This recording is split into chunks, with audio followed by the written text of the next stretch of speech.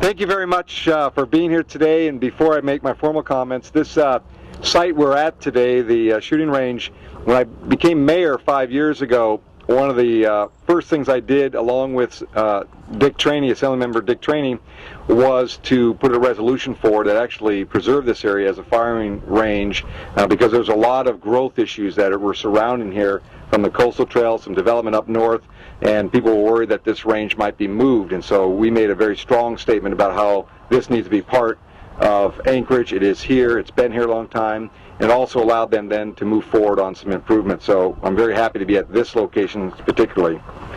Today, just 2 days before celebrating many freedoms on an Independence Day, we are here to talk about Alaska's freedom and rights. More than most Americans, Alaskans fiercely protect our right to privacy and believe that less government is better government. We're one of the few states with the privacy provision in our state constitution. Today I'm here to announce my 5-point plan called Protecting Alaskans Rights. And to say that as a U.S. Senator, I will fiercely fight against government intrusion into the lives of Alaskans.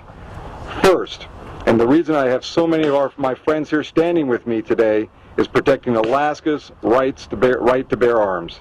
The Second Amendment is one of the most important amendments in the U.S. Constitution and protected by the Alaska Constitution. On every issue, I'm an Alaskan first. And I know the Second Amendment is part of the fabric of our lives here in Alaska. I'm a lifetime member of NRA, a gun owner, and one of the first Anchorage residents to get a concealed weapons permit when they were required. Last week I applauded the U.S. Supreme Court's ruling, defending the rights of Americans for responsible gun ownership. I've always believed responsible gun ownership is a fundamental right guaranteed by our Constitution, and no government can take that away from us. As part of this plan, we are announcing Gun Owners for Begich. Standing with me are Alaskans who support and protect the Second Amendment, as I do. I'll ask a couple to speak in just a few minutes. But first, let me briefly mention other elements of protecting Alaskans' rights. As Wayne LaPierre, the president of NRA, said, in order to protect the Second Amendment, we have to protect the First Amendment and all others. He said the Bill of Rights doesn't tolerate cherry-picking some parts and not others.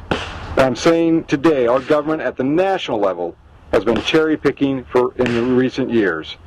To that end, in addition to protecting the Second Amendment, my 4 other points include: second, standing up against government interference. The Bush administration has systematically infringed on Alaskans' constitutional rights with warrantless wiretappings, the assault on habeas corpus, the pursuit of real ID cards, and even an attempt to retroactive immunity for telecoms that illegally help the federal government spy on Americans. I will fight to restore the Constitution and the government's respect for our civil liberties and individual rights. Third, no surveillance law on abiding Americans. I oppose the Bush administration's efforts to take advantage of public fear and systematically dismantle the constitutional checks and balances we cherish. They've bypassed the courts, ignored Congress, and eavesdropped on American citizens. Fourth, repeal the Patriot Act. The Patriot Act has granted the federal government far too many powers to pry into private lives of Alaskans and other Americans. Fighting terrorism shouldn't require that we invade the lives of innocent Americans at the expense of our essential civil liberties.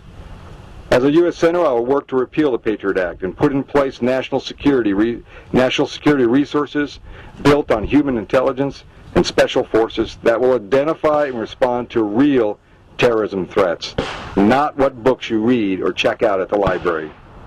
And finally, restore habeas corpus. Probably the lowest point in our country's response to threat of terrorism was the Military Commissions Act, passed on the eve of 2006 election, suspending the great writ of habeas corpus for millions of Americans. Habeas corpus permits prisoners to be brought forward to determine whether detainment is lawful. Habeas corpus is enshrined in the U.S. Constitution and has been the foundation for individual freedom since the 1300s, and truly we must restore this right.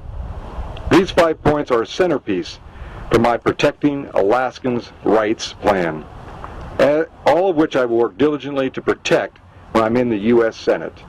Alaskans deserve representation that will stand up for our rights as individuals and our civil liberties.